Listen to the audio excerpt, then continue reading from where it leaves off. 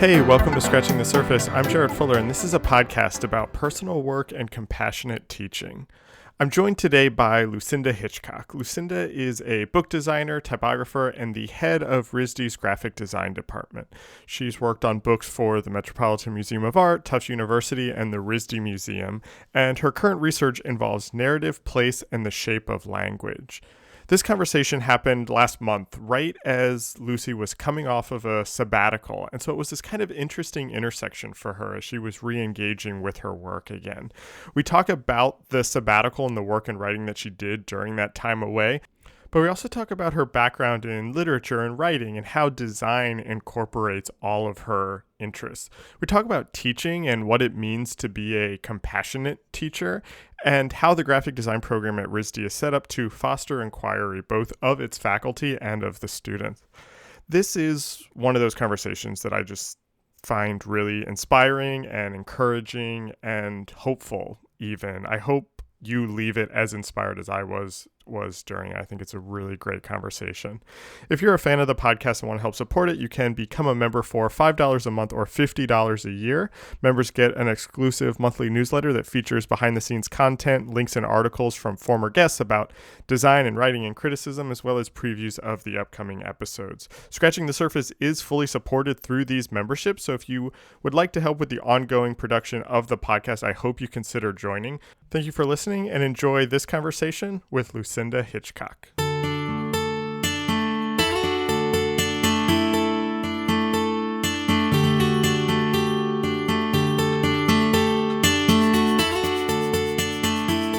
I reread the essay that you wrote in the Art of Critical Making book, the book that RISD put out a couple of years ago now. But you have this essay in there, Graphic Design Storytelling and the Making of Meaning, which I had read. I got the book when the book came out and I had read it, but I reread it again yesterday to prepare for this. And there were two things in that essay that struck me that I kind of want to, I hate to begin this conversation by reading back something that you wrote.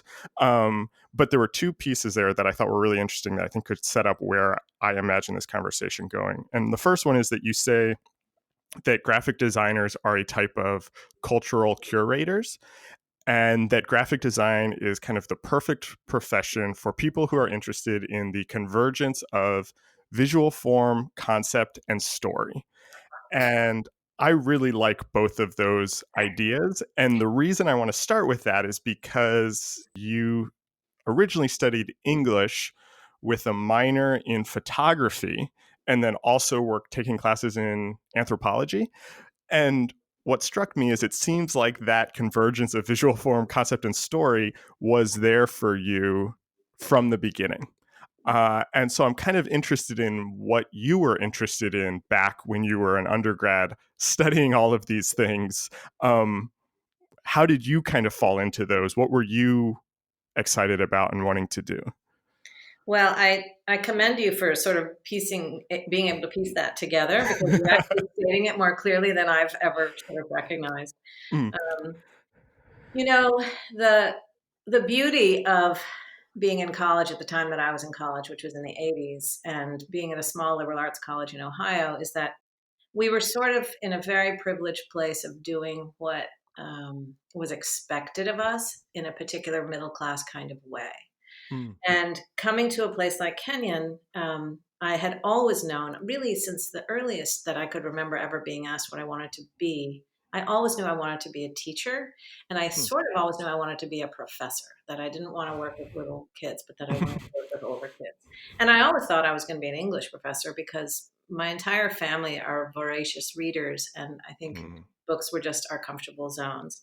I mean, my mother was literally like one of those mothers who would sit by the fire and read to us, Christmas Eve and stuff like that. Like just super waspy, super middle class privilege, lots and lots of books in the house. And my father was a diplomat, and so the sort of the question of what the world was all about was always sort of right in front of us. We were living in Japan. I was born in Japan, and they lived in Vietnam before that. We lived in Israel and traveled all around the Middle East. Oh, wow. And so we had just seen the world sort of right in front of us and didn't think of it as something kind of exotic. It was just the places that we lived. When I came to college, studying anthropology, I just, in those days, anthropology was also very different from how it is today. It just was another way to continue the conversation about what's going on in the world. That seemed supernatural. I was an English major, which also was kind of just in my DNA. And then photography was, I think we might have even had a requirement to try one art form as freshmen or something. I'm not even Oh, cool. but Interesting. yeah, I bought an old Niker mat, one of these massive 20-pound cameras from, Hmm. in fact, I think an anthropology teacher who had carried it to Tibet and climbed mountains with it and stuff.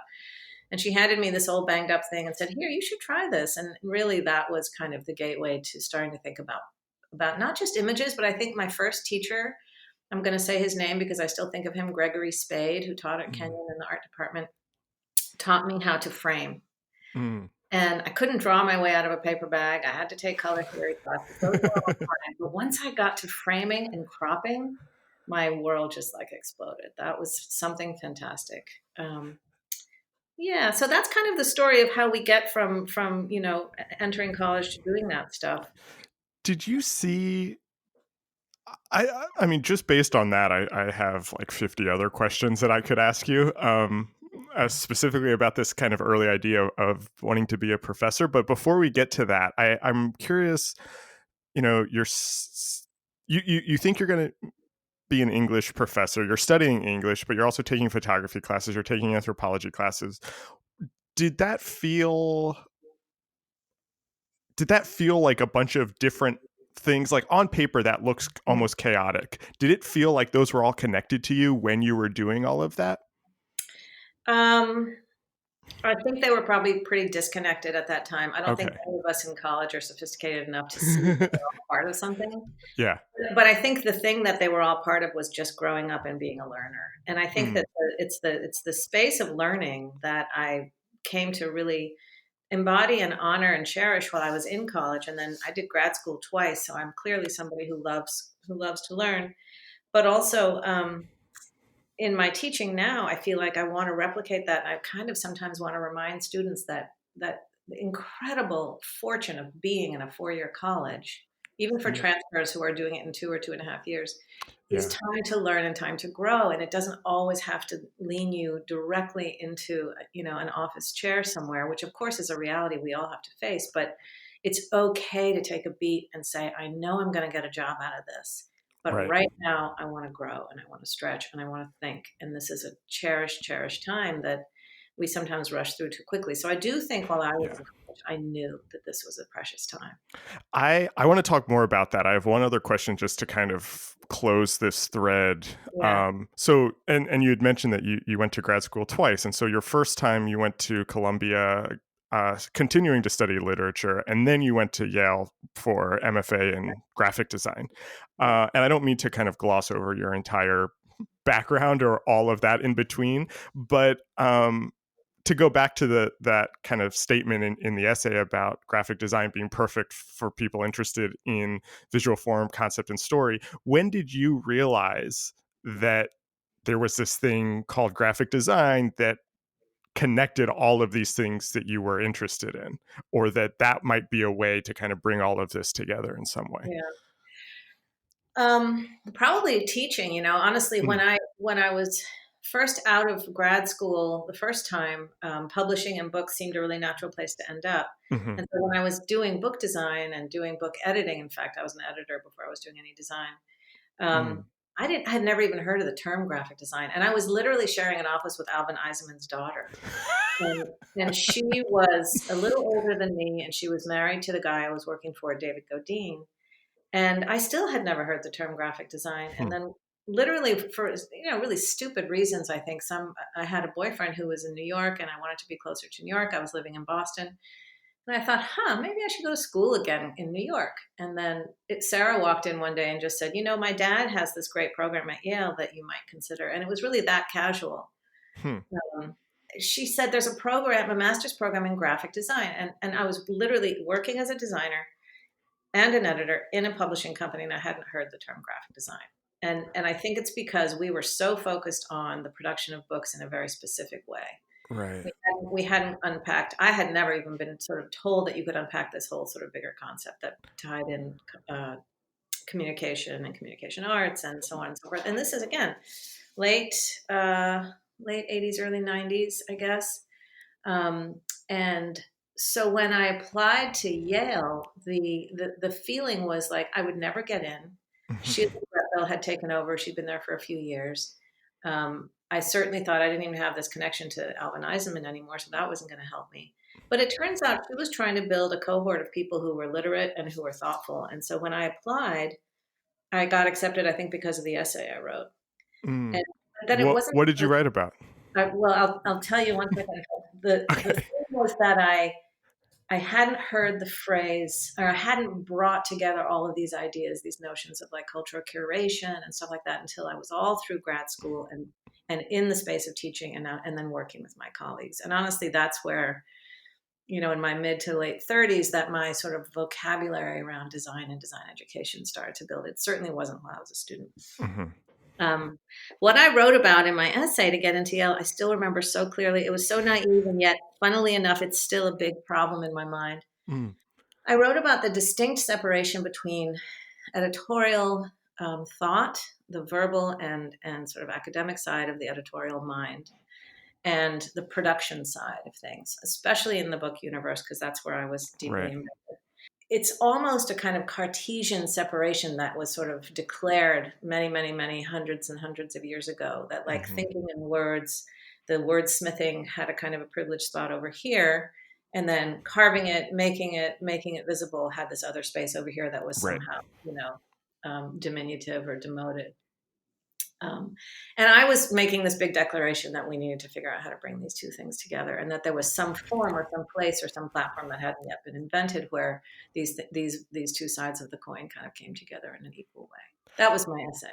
You just kind of glossed over that you were editing books, but then you also started designing the books also. Yeah. How did that happen? Was that, I'll admit, I don't know much about the publishing industry, how it worked at that time. Was that common, or how did you kind of fall into both editing and designing the books? It was very uncommon. And so when I first graduated from Columbia, after a really hilarious summer of teaching summer school somewhere in New York in a private school that's now defunct, I got a job at a big publishing company, Franklin Watts, where they did education books for kids and library books. And I was in the editorial side. I was doing editing, copy editing, learning how the business works. And there was this office where the designers were. And I was friends with those guys a little bit and sort of thought they were having more fun than we were having. And then one thing led to another, and I moved to Boston and got this job at David Godine, which was a small press where his interest and the sort of emphasis of his practice was really gorgeous production. So he was having books printed at Steinauer Press, and they were letterpress, and he had his own barn with Vandercooks, and he made, even the business manager had to be able to differentiate between, Bodoni and Bembo. And so I got this kind of crazy training, but I had been hired as a managing editor, and just through osmosis, really being in the office, we started to learn more and more about the design side of things. And it was one great big room. The designer was right there next to the editor, next to the managing editor, next to the production guy. So we were all in this business together. And, really, in the end, it was sort of like, oh my God, somebody left, somebody quit, somebody got fired. Can you design the catalog? So I pulled out my complete ignorance and tried anyway. And then one day a Macintosh arrived in a big brown box, and I opened it up. I was me and the production guy were the ones who sort of plugged it in and figured it out. And those were early days of Adobe. So we were getting, Carol Twombly's first edition of, I guess it was Grandmother Caslon. I can't remember which one. And those gorgeous little booklets that they designed to accompany, the floppy disk that the font came on. And so I just started figuring it out. And so by the time I applied to Yale, I had made some pretty ugly stuff, but I kind of knew what I was doing a little bit. And so once I got there, my mind was completely blown when I realized that graphic design was this other thing altogether. So yeah, that's so funny. And my other question, kind of around that, and maybe this is more about your time at Yale also, is I am kind of constantly surprised by how many people I talk to for this podcast who are graphic designers who come from a literature background, or people who have studied both graphic design and literature. And I'm always curious about the relationship between those two, and especially between kind of studying those two. And it seems like a lot of those people that I've talked to are Yale people. I'm thinking of people like Rob Giampetro and Michael Rock specifically. And I talked to them about that kind of relationship. Was that I guess I have like a couple questions around that. Was that a very kind of Sheila thing? I haven't talked to her yet. She's a dream podcast guest. Oh yeah.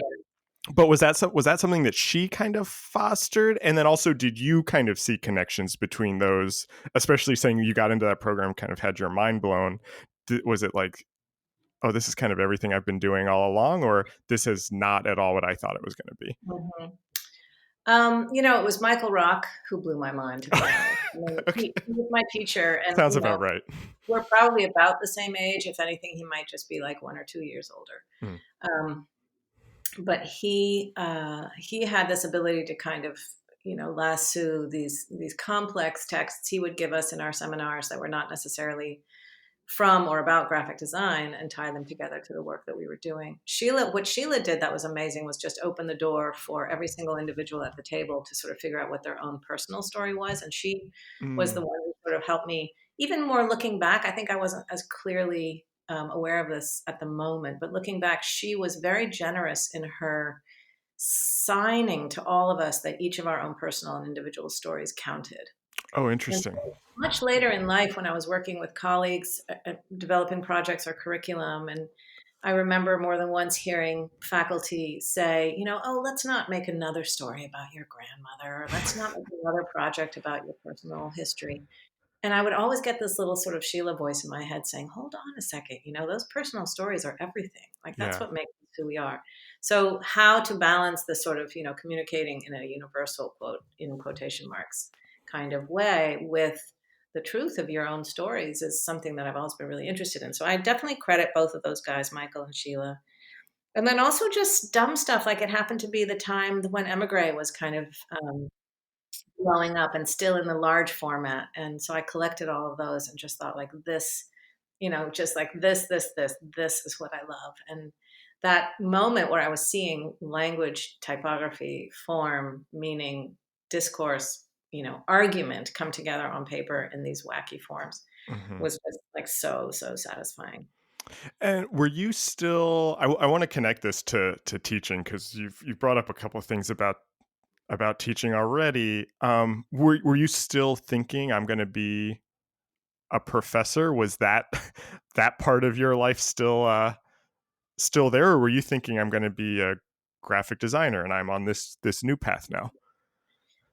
I mean, that's a very good question, because as you asked it, I was thinking, wow, I don't even know. I mean, I think that I never lost sight of wanting to be a professor, but I had dumb reasons for the stuff I wanted to do. I thought being a professor was good because you could have summer vacation. Yeah. And I think that's still, like, I'm starting to realize now, like, yeah, that's what's kept us all sane, at some level, or giving us time to have an intellectual practice. Yeah. But I think that I sort of assumed once I was in grad school for graphic design that I was going to be a graphic designer. Sure. Yeah, I guess both. I think it was always both. And I'm very lucky to say I've gotten to do both. So I didn't know that I was going to stay as close to the world of books. I did think that once I left publishing and went into graphic design grad school, I was going to come out the other side, a broader based designer. But I think my breadth has found its place in teaching, and then my sort of refinement has found its place in expanding my book practice, my book design practice. Oh, can you talk more about that? That the breadth of your career expanded in teaching, and then the refinement in practice? Yeah, I mean, it's really fascinating. It feels like this kind of a loop, a continuum, an ice cream sandwich. I don't know, but there's always this kind of these combinations of the two things.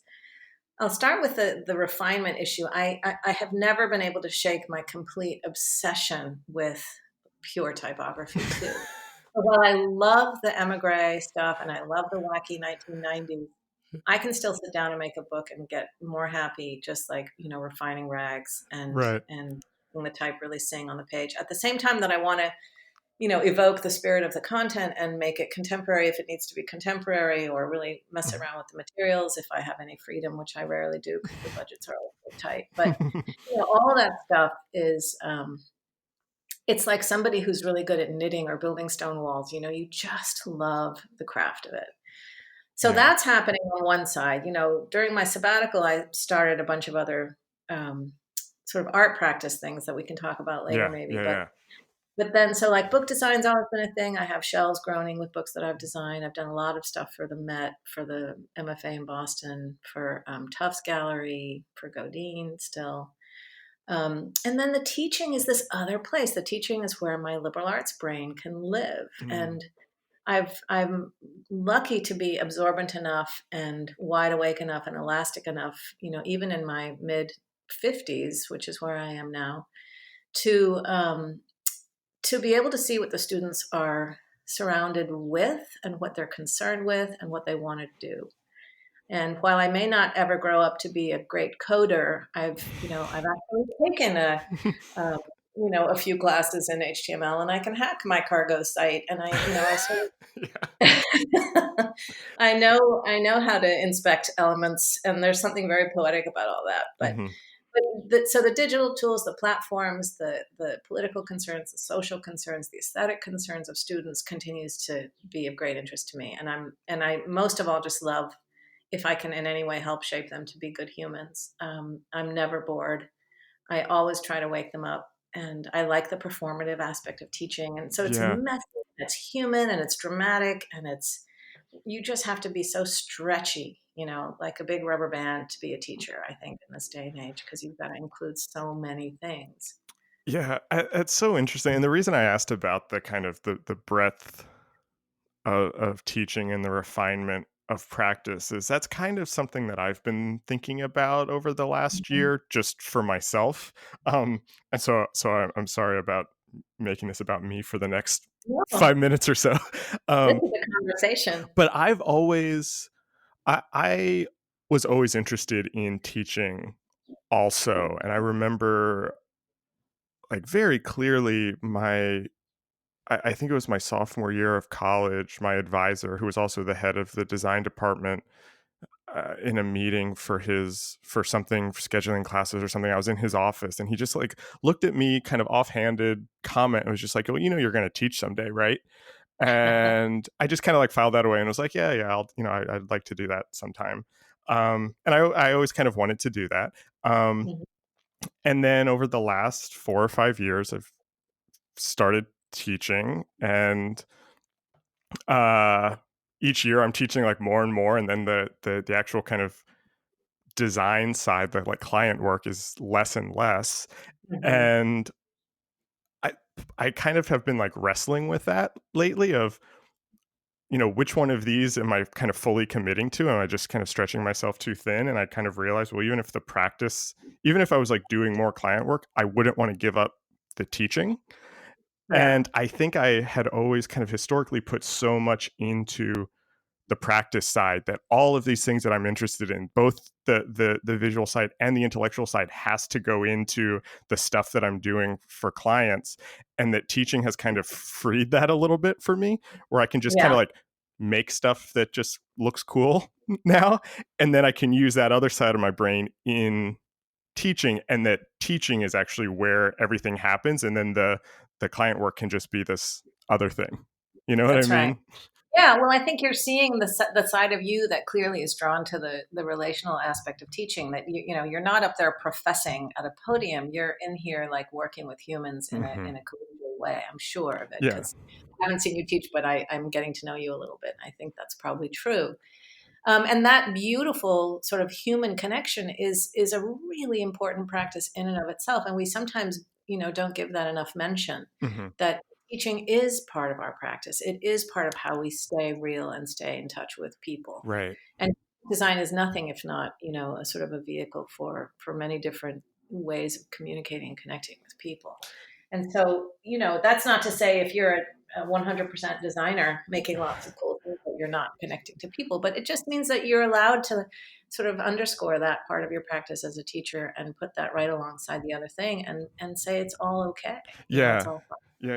Yeah. I've talked to a bunch of RISD faculty, and I think most of my conversation with John Caserta was talking about the RISD curriculum that you all kind of Mhm. restructured a couple years ago.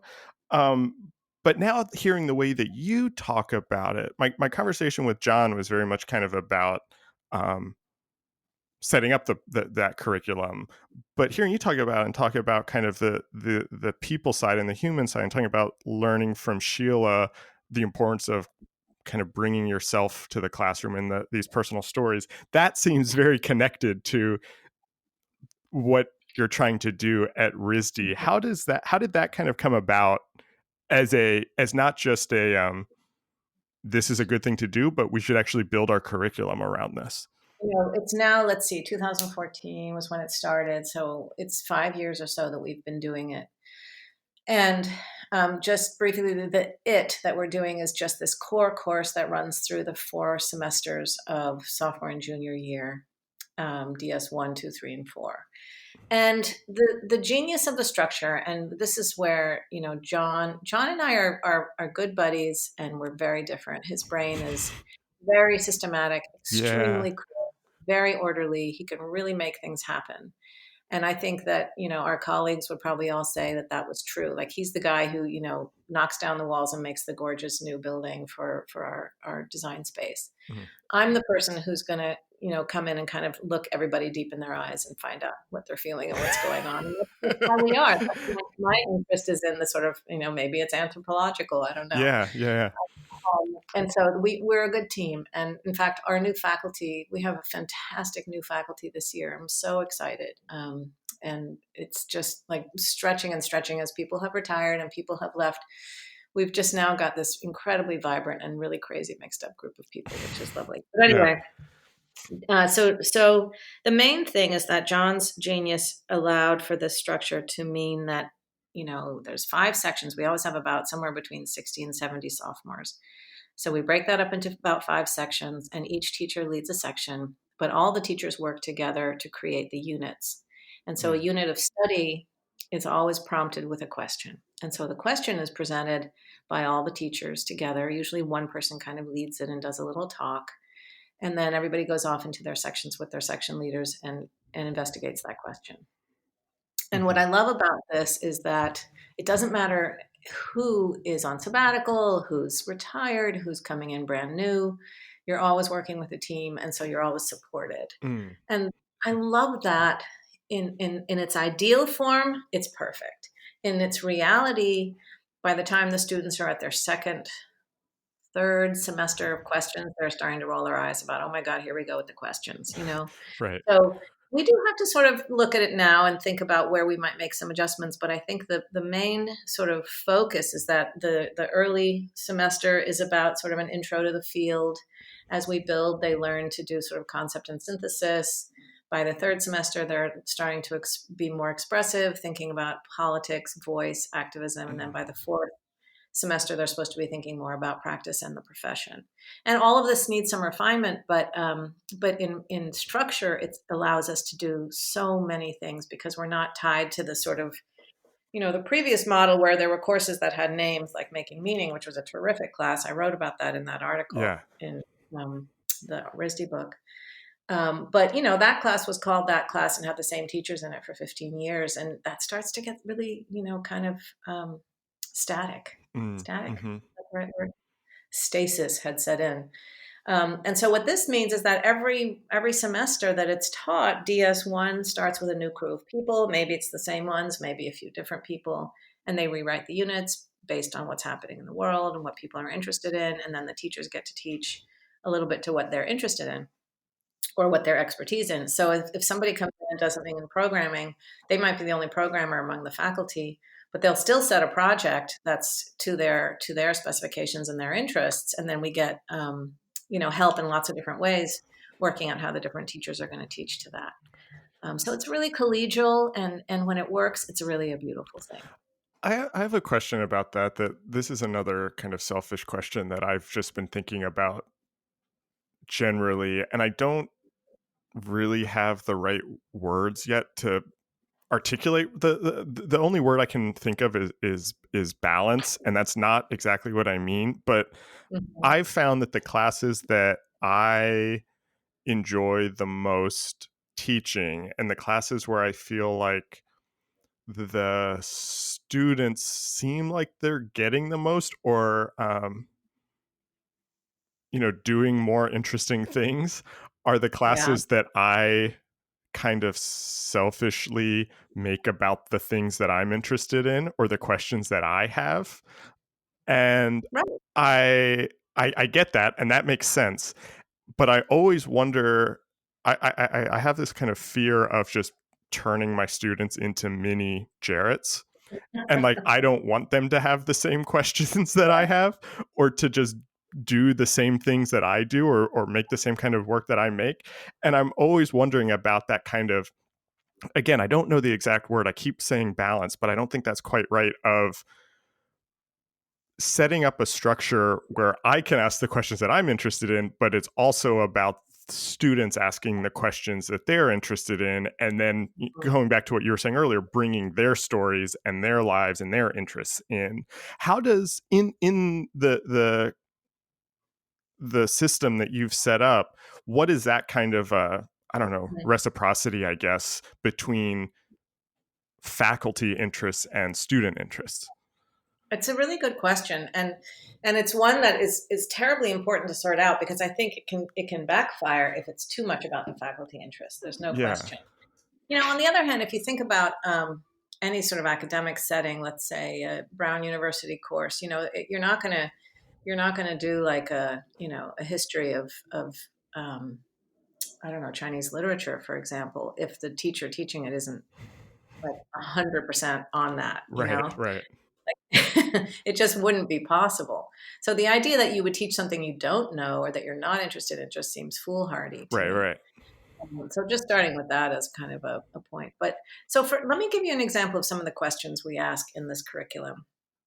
I've been teaching the third semester DS3 now for a few years.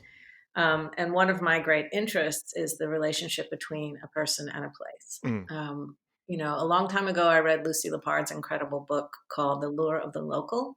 And Mm. while she's an art critic of various kinds, one of her great interests has always been this kind of relationship between the local, the community, and what they do visually to both identify themselves, to mark place, to create a sense of connection and authenticity.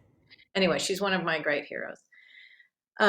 So having studied her for a while, I was really interested in environmental graphic design, less in terms of like navigating wayfinding, signage, and stuff like that, and more about how you feel when you enter a space or a place and how a space or a place can read.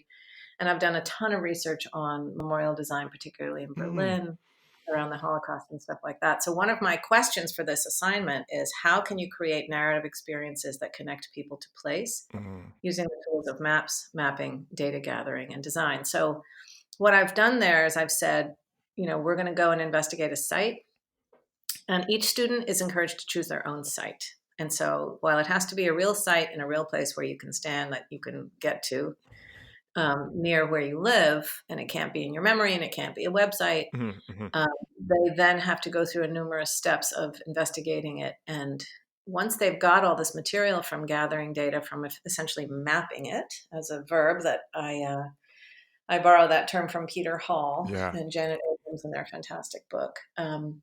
So the process of mapping is collecting what interests you in that place. And obviously, when you collect something, you also don't collect something, and there are things that are excluded. So that starts to point to what you're magnetized toward and what you're interested in. So each student comes back with a site, a collection of stuff, ideas, forms, evidence of who the sort of walkers are who move through the space. And then they start to build a 2D version of kind of just replicating some of the behaviors and things that they've noted there. And then they have to go to a next phase of starting to tell a narrative about that site. Mm. So they can build that however they want to. We also go and sit Right. and write in sites for a little while. So everybody is sort of like aware of senses and breezes and noises and things. And they can go down a totally poetic route if they want to, which becomes very personal. Mm-hmm. Like, I happen to be running from lamppost to lamppost because I'm scared of the dark when I walk through the part of town. So I'm going to map the lampposts. And you know what I mean? Yeah, Like, yeah, it's yeah. so it try to help them figure out a way to make it of interest to them. And this one is one of the more practical assignments. Some of them get even a little more sort of open and a little bit more experimental or more personal. Something else I just wanted to mention about teaching, something that's become clearer and clearer, especially in the last, I'm going to say the Trump years, Mm-hmm. really, is the incredible necessity of, like, while we understand graphic design as a space of, in some extent training, it has become more important to me than ever to make sure it's a space of teaching and learning compassionately. And so while I'm teaching graphic design through graphic design, and because we have this generous field that's so big and so open, I have started to talk about this idea of compassionate teaching. And this combines, my interests in political activism, and particularly for me anyway, a feminist angle on how we view the design world and the design industry. But in the classroom, it really comes down to Mm-hmm. listening and um, finding new ways to perform critique, and finding ways in which everybody feels Yeah. included. And that situation where you have two or three terrific Mm-hmm. uh, vocal kids in the class who feel really confident, and a whole bunch of kids who don't.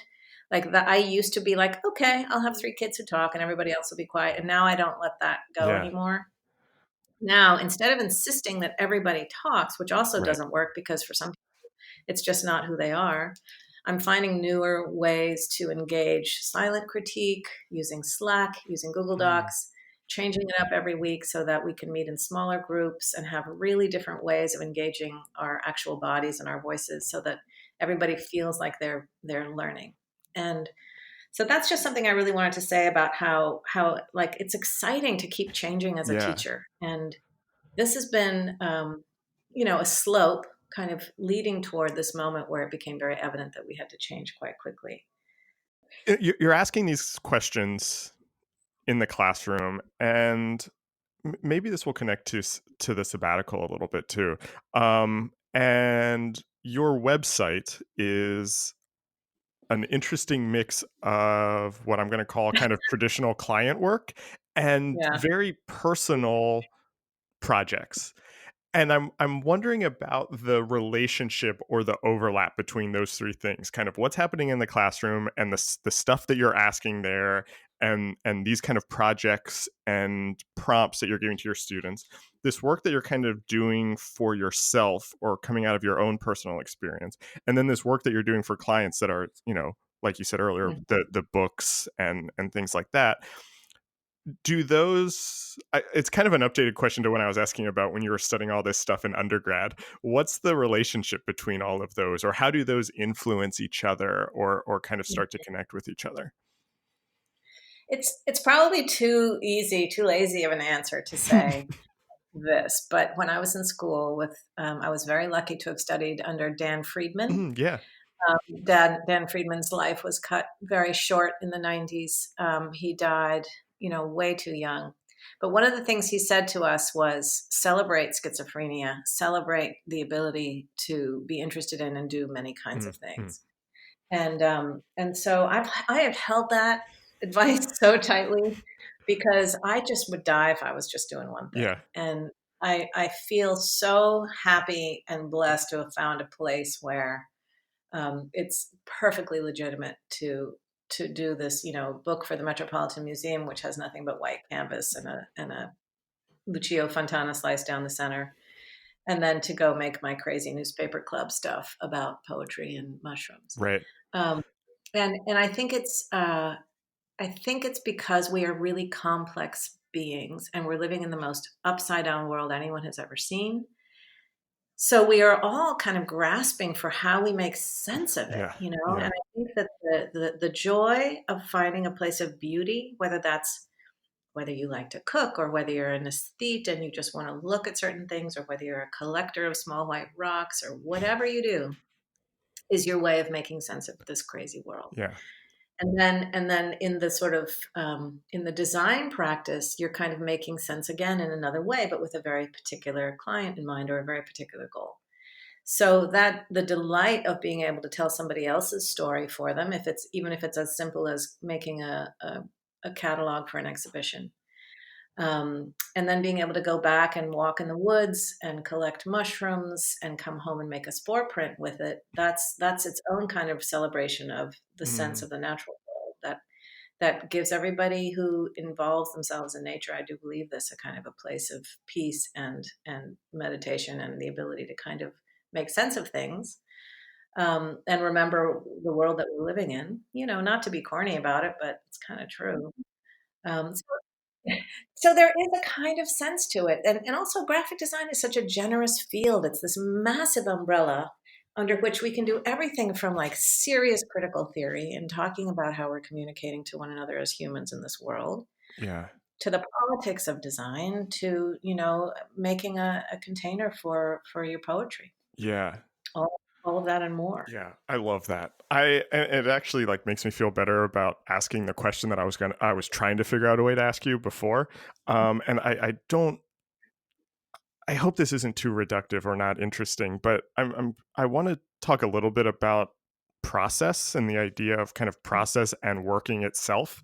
Um, and I'm curious how, you know, walking through a forest and collecting mushrooms to make a spore print, or when you're on sabbatical, and it seems like at least from what I've been able to see from your sabbatical, that there was a lot of writing that was happening, and then Mhm. you're designing a book for a client.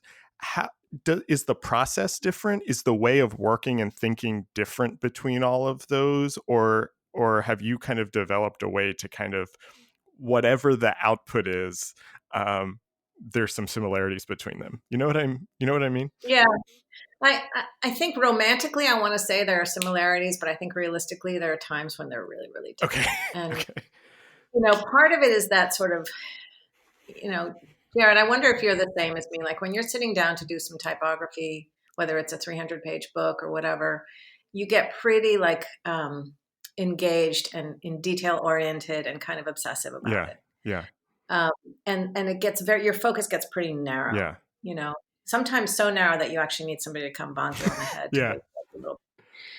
When you go outward into the world and you're trying to not just look at things carefully but connect the things that you're seeing, you have to have a really different mindset. And I kind of think that there are two different sorts of calisthenics, that Mm, the sort of obsessive nature of staring at a computer screen and designing something, um, could be sort of unhealthy if you don't also have another place where your brain can kind of expand. mm. um, the story of the mushrooms, can I tell you the story of the mushrooms Yeah, a little go bit? for it. Everybody laughs at this, but it is kind of fascinating how this has led from one thing to another. And I think this thing about paying attention to how one thing leads to another is super important Yeah. for designers.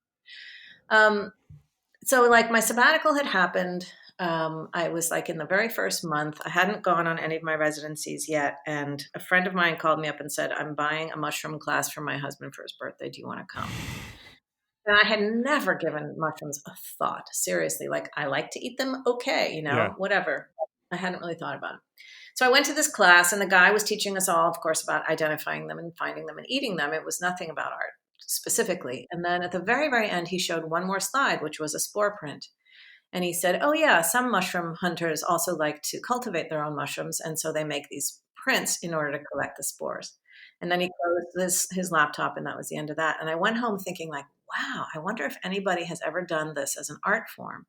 And I think I posted something on Instagram, and an old friend of mine that I'd gone to college with pointed out one artist she knew of who was doing this.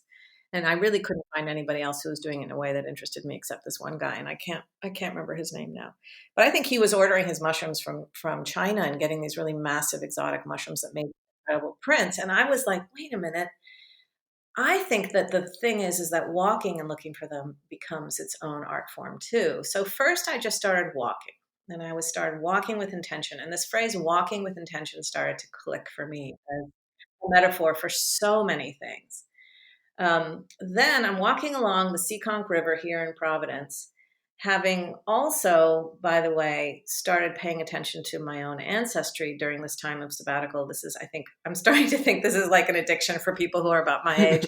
You start opening up ancestry.com and figuring out your Oh yeah, yeah, actual yeah. identity story. And I had learned that I had all of these relations way back when who had been here in the very early days. Mm, I mean, just let's name it: white English settlers mm-hmm, who did very bad things were my ancestors. mm-hmm. And so walking in these woods where Narragansett tribes had lived, where then white colonists had arrived, and um, I suppose that there's a mythology that there were some people who were nice and there were some people who tried to do the right thing, but that's pretty much debunked. Yeah. We all know. But so here I am looking at mushrooms, and I start thinking about my history, about indigenous tribes, about land, and about this sort of almost visualizing what it would be like to slice through the earth deep enough to get to some true stories about Hmm. time and place. And so the spore printing became this weird sort of evidentiary act that I was doing as I was trying to reconcile my own identity. So it's weird. They don't Hmm. look like they're anything to do with my identity, but I was starting to print on maps, onto textures that I was creating that were sort of evidence of nodes in place, and then I started finding like maps from the 17th century and old engravings of massacres of villages, and was printing on those. So it didn't go anywhere particular, but it was this just active thing to do while I was reading and thinking and absorbing new information, new histories. So I'm wandering a little, but this is to sort of say that the strange activities that can happen if you keep your brain super wide open Yeah. are, so fruitful. And if you're only sitting there staring at a screen and kerning type, then that's just bonkers, Yeah. you know, Yeah.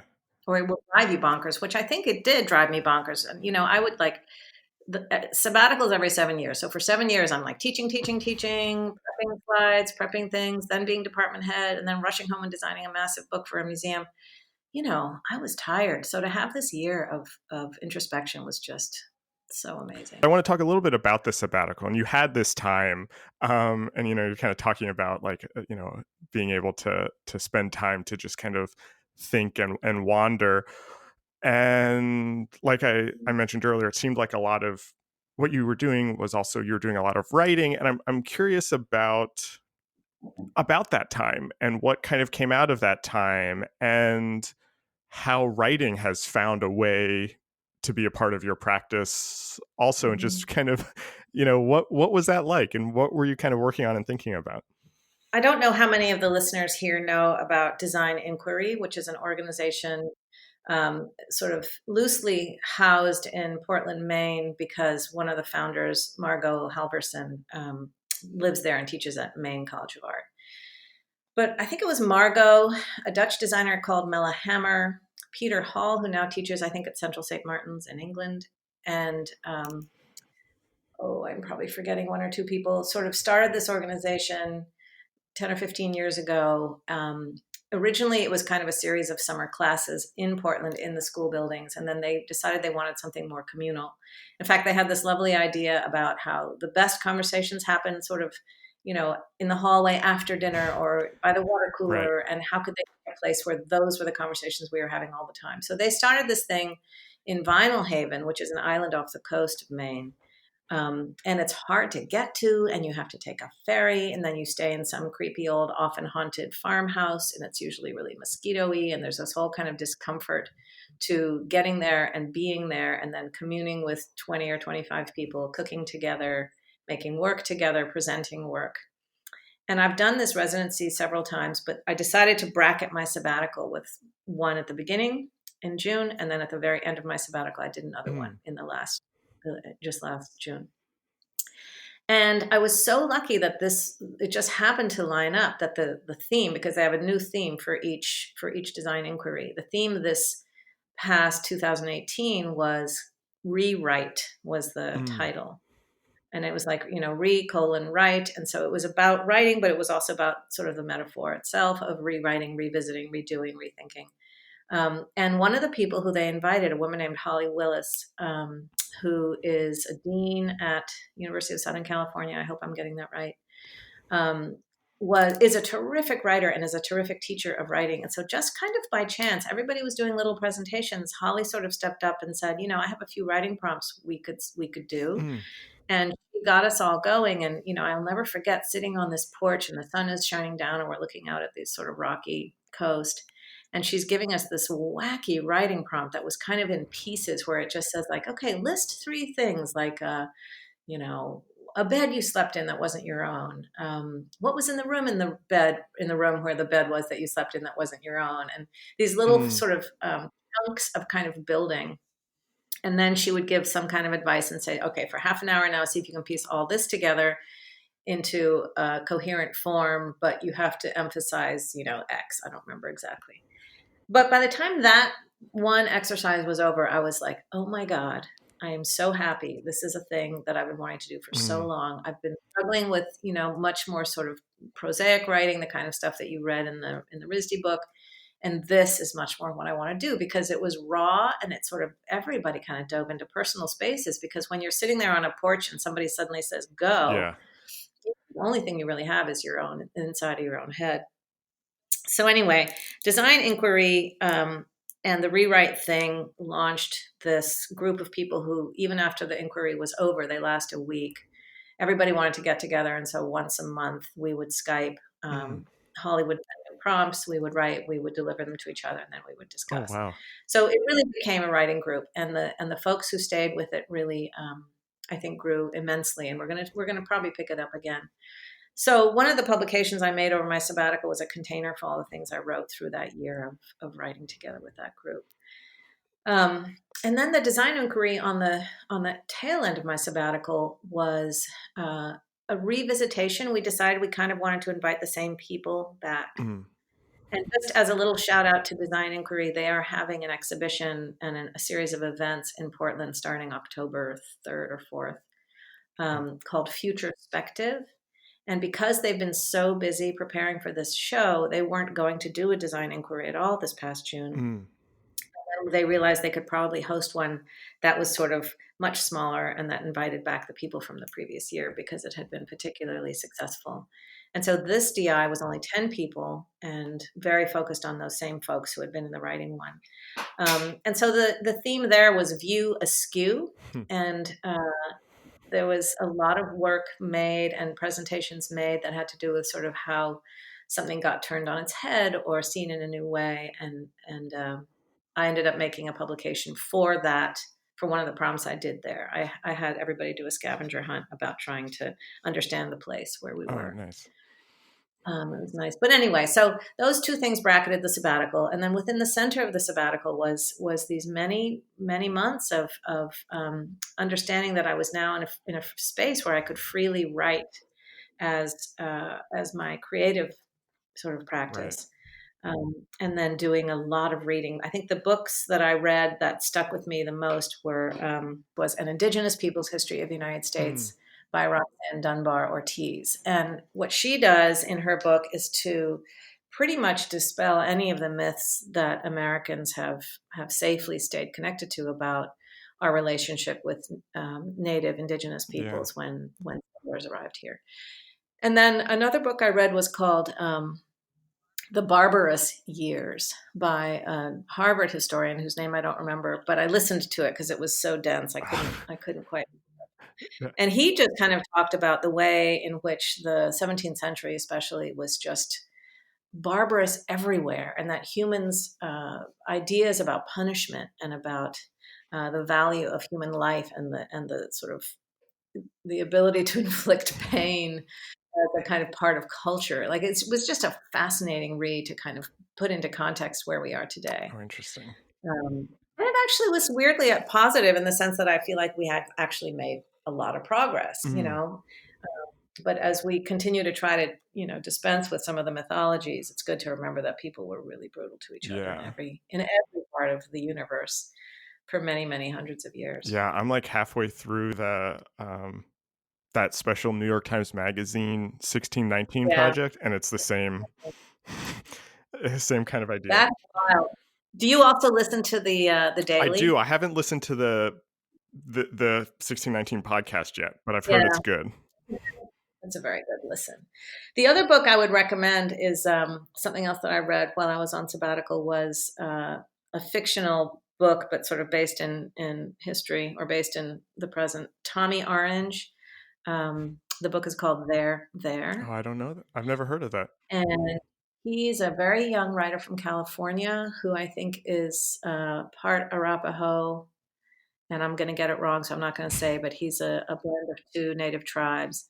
And this book, There, is just spectacular as a way of kind of seeing what it's like today in 2019 Mm. in an urban context, what it feels like to be part of a Native American community.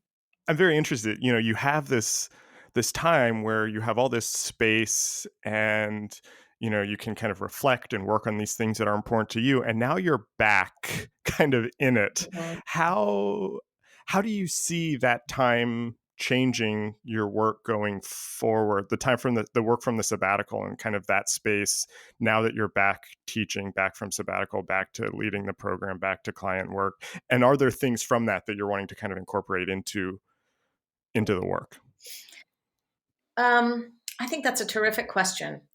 I, you know, I think like many people, we wrestle with our insecurity demons.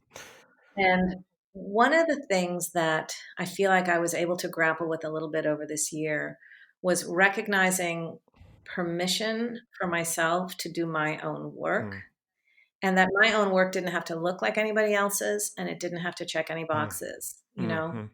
And so I think before that, I've been more like, oh God, I should be, I intended to learn more processing, and I intended to, take some more Coursera classes,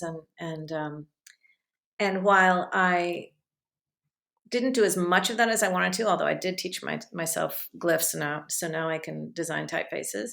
Um, Mostly, I gave myself permission to relax a little bit about who I am. Mm, And I think everybody needs that permission, whether you're in your 20s or whether you're in your 70s or 80s, you mhm. know? So I think bringing that awareness into the classroom is yet another sort of layer to my desire to try and meet kids where they Yeah. are, and be a compassionate teacher and listener, but also a compassionate colleague. And this is something that I think is really important. Every we have every age of faculty represented among our faculty. I think we have 12 full time, but something like 20 to 30 part timers. Um, and some of these people bring different skills. So, for example, one of our new faculty is really, really interested in machine learning and in the sort of theorizing of the Mm, post-human. And while she and I may not have the exact same interests or skills, my year of sabbatical, I think, has given me the sort of energy and the clarity and the space in my mind to really listen deeply to her as a new faculty, saying like, "Hey, let's have a machine learning class. Let's yeah. talk about where this or why this is important. And P.S. Let's invite some scientists to come and talk with us, and let's talk about design's relationship to science." I might not have had the clarity to be able to really listen deeply to her if I was as tired as I was a year ago. And Yeah. then meanwhile, I have older faculty who are so engaged as teachers, but who are maybe less agile now with the tools and platforms that we use in Mm, teaching. So if somebody's not super comfortable with Google Docs, I'm perfectly happy to copy and paste it into an email and send it.